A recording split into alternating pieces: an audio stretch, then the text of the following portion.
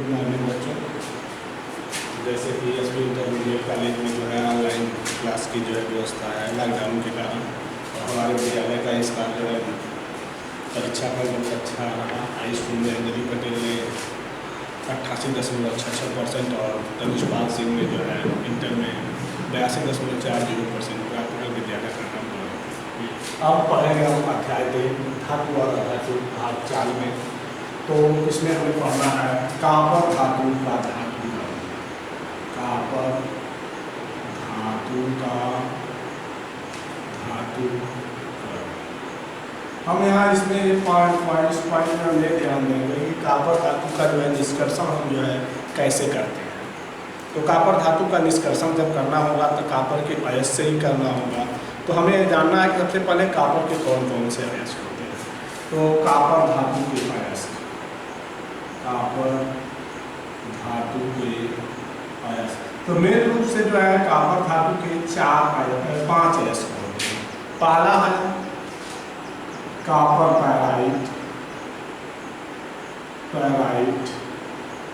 दूसरा है copper glance, तीसरा है क्यूप्राइट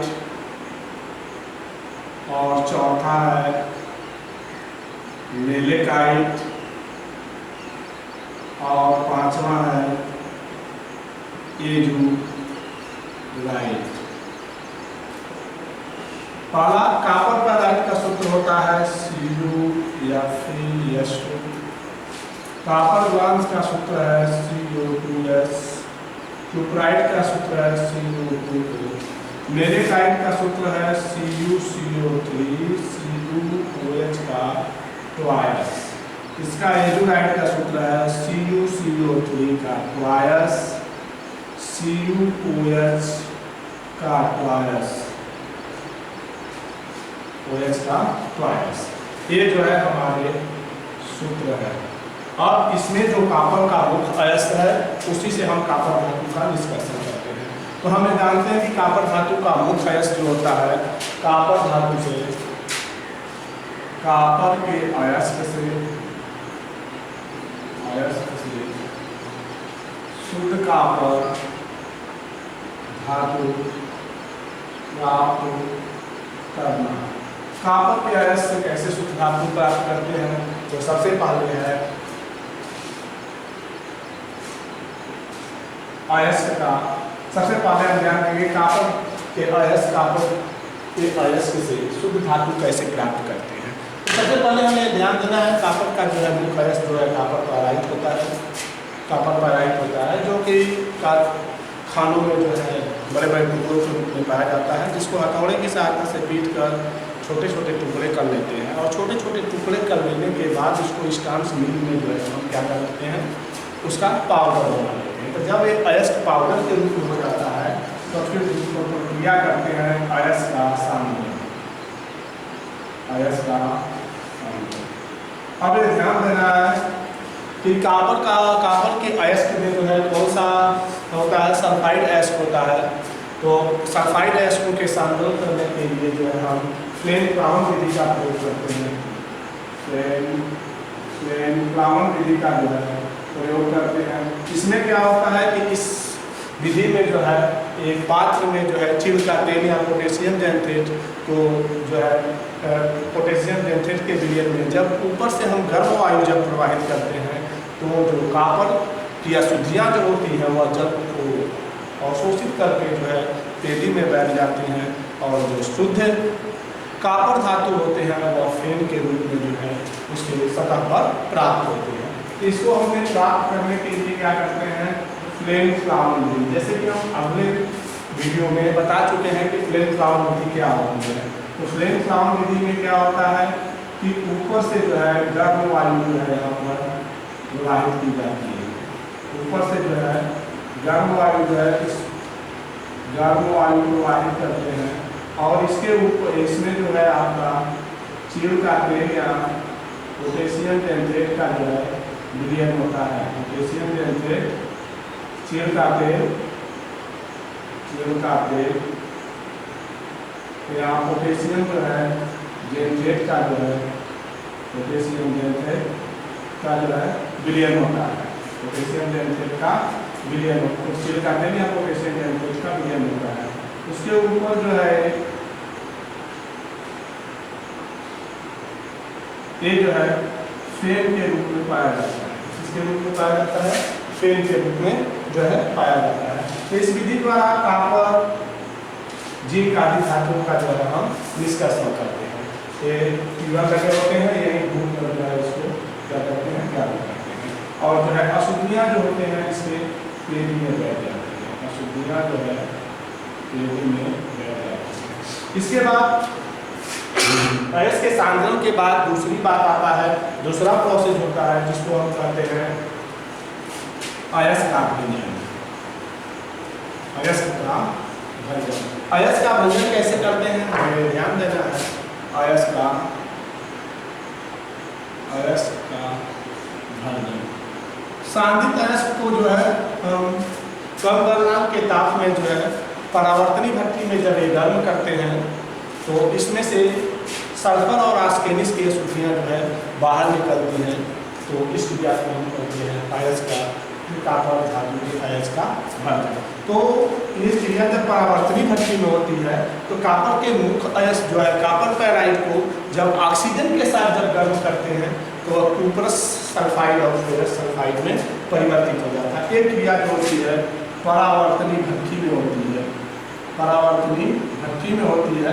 इसमें हम कॉपर के मुख्य अयस्क कॉपर पैराइड को ऑक्सीजन के साथ जब गर्म करते हैं तो ये कन्वर्ट हो जाता है cuprous sulphide, ferrous sulphide plus sulphur dioxide, मतलब CO2। तब यहाँ हमें ध्यान देंगे कि क्यूप्रस सल्फाइड, फेरस सल्फाइड और सल्फर डाइऑक्साइड यहाँ पर 2 कर देंगे, ये हो जाएगा 2।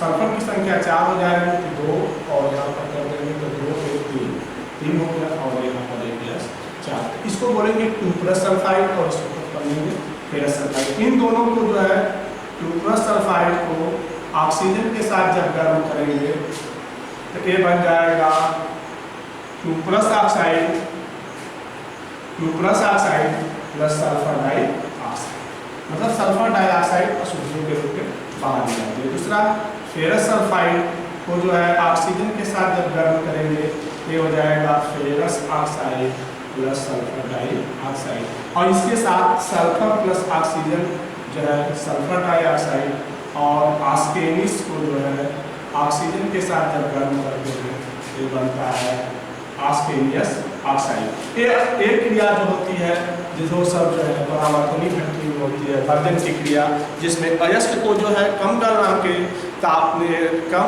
ताप पर या एक निश्चित ताप पर जब हम गर्म करते हैं उसमें ये सब सल्फर डाई और आस्केनिस की अशुद्धियाँ जो है बाहर निकलती हैं और एक क्रिया जो होती है आपकी परावर्तनी भट्टी में होती है। अब इसके बाद हम तीसरा पढ़ेंगे अयस्क का प्रज्वलन। अयस्क का प्रज्वलन क्या होता है? अयस्क का प्रज्वलन होता है कि जो वर्जित अयस्क होते हैं उनको कोक और सिलिका मिला के, तीसरा है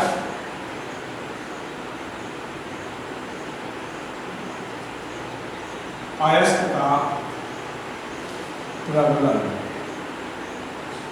क्या करते हैं कि जो वर्जित अयस्क होते हैं उसमें कोक और सिलिका जो है मिलाकर जब हम उच्च ताप पर जब गर्म करते हैं तो उसमें सल्फर, सिलिका और जो है कार्बन की अशुद्धियाँ जो है बाहर निकलती हैं और इस क्रिया को हम प्रज्वलन करते हैं। एक क्रिया जो होती है वो वात्या भट्टी में होती है, वात्या भट्टी में होती है। इसमें हमें ध्यान देना है कि यहाँ पर क्यूप्रस सल्फाइड की कुछ मात्रा, क्यूप्रस सल्फाइड को जो है फेरस ऑक्साइड के साथ एक क्रिया जो होती है ये वात्या भट्टी में होती है। इसमें क्यूप्रस सल्फाइड की कुछ मात्रा को हम जो है फेरस ऑक्साइड के साथ गर्म करते हैं तो cuprous oxide plus ferrous sulphide बनता है। क्या बन गया? फेरस सल्फाइड बन गया। तो यहाँ पर हमें ध्यान देंगे क्या बन गया आपका? फेरस सल्फाइड बन गया। और फेरस सल्फाइड को जो है, फेरस सल्फाइड को जो है ऑक्सीजन से जब आप क्रिया कराते हैं तो फेरस ऑक्साइड और सल्फर डाइऑक्साइड यहाँ पर 2 कर देंगे, यहाँ पर 2 यहाँ पर 2 और 2, यहाँ पर 3 कर देंगे, ये हो जाएगा फेरस ऑक्साइड। मतलब इसमें परावर्तनिक भट्ठी में क्या होता है कि क्यूप्रस सल्फाइड को हम फेरस ऑक्साइड के साथ जब गर्म करते हैं तो ये जो है क्यूप्रस ऑक्साइड बनता है, और जब हम फेरस सल्फाइड को जो है ऑक्सीजन के साथ जब गर्म करते हैं तो फेरस ऑक्साइड बनता है। फेरस ऑक्साइड जो होता है, फेरस ऑक्साइड जो है सिलिका से अभिक्रिया करके जो है फेरस सिलिकेट बनता है, जिसको हम धातुमल बोलते हैं। और धातुमल बनता है जो आसानी से जो है बाहर निकल जाता है। अब जो अशुद्धियाँ जो होती हैं वो किसके रूप में होती हैं? मैट के रूप में होती हैं। किसके रूप में? अशुद्धियाँ जो होती हैं मैट होती हैं। मैट किसे कहते हैं? क्यूप्रस सल्फाइड और फेरस सल्फाइड के मिश्रण को ही हम मैट कहते हैं। मैट किसे कहते हैं? और जो मैट होता है वह किसके रूप में? अशुद्धियों के रूप में जो है परावर्तनिक भट्ठी के जो है पेदी में बैठ जाता है। तो इस क्रिया को हम क्या कहते हैं? प्रज्वलन कहते हैं। अब इसके बाद आता है आपका बेसेमरीकरण परिवर्तक। चौथा जो होता है वो है आपका बेसेमरीकरण परिवर्तक। बेसेमरीकरण परिवर्तक क्या है? ध्यान देंगे, बेसेमरीकरण परिवर्तक। बेसेमरीकरण परिवर्तक जो होता है यह एक नाशपाती के आकार की जो है संरचना होती है, जिसमें हम गलित मैट को जो है रख कर गलित मैट को जो है उसमें क्या करते हैं? भर देते हैं, और जब वह ऊपर से जब वायु प्रवाहित करते हैं तो इस यह संयंत्र ऐसा होता है जिसको ऊपर और नीचे जो है आसानी से जो है क्या आसानी से ऊपर और जो है नीचे किया जा सकता है, ऊपर और नीचे किया जा सकता है, और जिसमें जो है निम्न रासायनिक अभिक्रियाएं होती हैं। तो सबसे पहले क्या होता है कि क्यूप्रस सल्फाइड जो है ऑक्सीजन से अभिक्रिया करके यहाँ पर cuprous oxide plus sulphur dioxide, cuprous sulphur dioxide, ये जो है क्यूप्रस ऑक्साइड बनाता है। और फेरस ऑक्साइड सल्फाइड को जब ऑक्सीजन से अभिक्रिया कराते हैं तो ये बनता है ferrous oxide plus sulphur dioxide. ये फेरस ऑक्साइड जो होता है यह जो है सिलिका से अभिक्रिया करके फेरस ऑक्साइड सिलिका से अभिक्रिया करके फेरस सिलिकेट बनाता है, जिसको हम क्या कहते हैं? धातु मल। फेरस सिलिकेट को हम क्या बोलते हैं? धातु मल बोलते हैं। तो अब ये बनाता है, लेकिन हमें ध्यान देते हैं कि बेसेमरीकरण जो परिवर्तक होता है, जो परिवर्तक उसके चारों तरफ के जो बने होते हैं वे जो है आपके कैल्शियम और जो है मैग्नीशियम धातु के बने होते हैं। तो यहाँ पर कैल्शियम धातु जो है सिलिका से अभिक्रिया करके कैल्शियम सिलिकेट धातुमल बनाता है। और यहाँ पर लास्ट जो है आपका स्टेप होता है कि क्यूप्रस सल्फाइड और क्यूप्रस ऑक्साइड का स्वतः जो है अपचयन करने पर कॉपर धातु प्राप्त होता है। कॉपर धातु प्राप्त होता है। तो यहाँ देखेंगे इसका हम स्वतः अपचयन कराते हैं, तो cuprous sulphide plus cuprous oxide 2 है। तो जब इसका हम स्वतः अपचयन कराएंगे तो हो जाएगा Cu2, या कॉपर की संख्या यहाँ पर हो जाएगा 2 और यहाँ पर 4 6 कॉपर प्लस SO2, ये जो है कॉपर धातु प्राप्त होता है। जब ये कॉपर धातु जो है बेसेमरीकरण परिवर्तक से प्राप्त होता है तो इसको शोधन करते हैं। कॉपर धातु का जो है शोधन, कॉपर धातु का शोधन, कॉपर धातु के शोधन के लिए जो है 2 विधियां प्रयोग की जाती हैं। एक हरी जो है बांस की बलियों द्वारा, और दूसरा जो होता है आपका जिसको बोलते हैं विद्युत अपघटनी विधि द्वारा। तो हम विद्युत अपघटनी विधि जो होती है वह आसान विधि होती है, उसी का हम प्रयोग करते हैं। इसके पहले हम जो है विद्युत अपघटनी विधि को बता चुके हैं। उसमें क्या होता है ध्यान देंगे, कॉपर धातु का जो निष्कर्षण होता है, शोधन जो होता है वह जो है विद्युत अपघटनी विधि द्वारा किया जाता है। विद्युत अपघटनी विधि द्वारा किया जाता है और विद्युत अपघटनी विधि द्वारा किया जाता है। इस विधि में क्या होता है कि अशुद्ध कॉपर की छड़ एनोड का काम करती है, अशुद्ध कॉपर की छड़ एनोड का काम करती है और जो है शुद्ध कॉपर की छड़ जो है वह कैथोड का कार्य करता है। और इसके बीच में जो है इन दोनों जो है इलेक्ट्रोडों को जो है आपस में जो है इन दोनों इलेक्ट्रोडों को जो है आपस में किसी तार द्वारा जोड़कर जब विद्युत अपघटन और जिस पदार्थ का विद्युत अपघटन कराना होता है, जैसे इसमें अम्लीय कॉपर सल्फेट, कॉपर धातु प्राप्त करना है तो अम्लीय कॉपर सल्फेट के लिए क्या जो है विद्युत अपघटन करते हैं। विद्युत अपघटन करते हैं तो जो अशुद्धियाँ होती हैं वह एनोड मध्य के रूप में जो है पेड़ी में बैठ जाती है और शुद्ध कॉपर धातु जो है कॉपर धातु कैथोड पर जो है प्राप्त होता है। तो यहाँ पर जो ये चीज़ें यहाँ दिखाई गई है, मोटी जो छड़ है वह अशुद्ध कॉपर की छड़ है, मोटी जो छड़ है वह अशुद्ध कॉपर की छड़ है और जो पतली है वह जो है शुद्ध कॉपर की छड़ है। तो यहाँ पर माइनस प्लस, तभी ध्यान देंगे इसको कहेंगे अशुद्ध कॉपर की छड़ और जो ये है शुद्ध जो है कॉपर की छड़।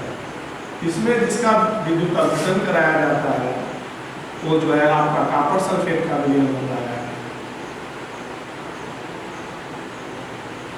इसका विद्युत अपघटन करना होता है वो जो है आपका कॉपर सल्फेट का विलयन होता है, सल्फेट का विलयन होता है। जब ये जो होता है आपका ये ऊपर वाला इसको जो आपका अशुद्ध कॉपर की छड़ होती है या एनोड का कार्य करती है और शुद्ध कॉपर की जो छड़ होती है वह कैथोड का काम करती है। तो इस विधि द्वारा और अशुद्धियाँ जो होती हैं वह पेड़ी में जो है एकत्रित हो जाती हैं, जिसको हम एनोड मध्य के रूप में जानते हैं। इस विधि द्वारा 99.66% से 99.99% तक शुद्ध कॉपर धातु प्राप्त किया जाता है। तो ध्यान रखिए विद्युत अपघटनी विधि क्या है। कॉपर धातु का जो है शोधन हम विद्युत अपघटनी विधि द्वारा करते हैं।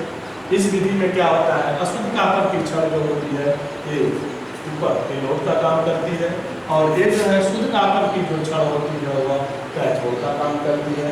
इन दोनों इलेक्ट्रोडों को आपस में जो है एक तार की सहायता से जोड़कर हम जब विद्युत अपघटन कराते हैं तो विद्युत अपघटन कराने के लिए हम कॉपर सल्फेट का विलयन, अम्लीय कॉपर सल्फेट का जो है विलयन लेते हैं। अम्लीय इसलिए लेते हैं क्योंकि विद्युत अपघटन आसानी से हो सके, तो अम्लीय कॉपर सल्फेट का जो है विलयन लेते हैं और जब इसका विद्युत अपघटन कराते हैं तो जो अशुद्धियाँ होती हैं, जैसे अशुद्धियाँ किसके रूप में गोल्ड और टीन की जो अशुद्धियाँ होती हैं ये आपस में जो है मिलकर जो है भारी होकर जो है पेड़ी में जो है बैठ जाती है, जिसको हम एनोड मध्य के रूप में कहते हैं।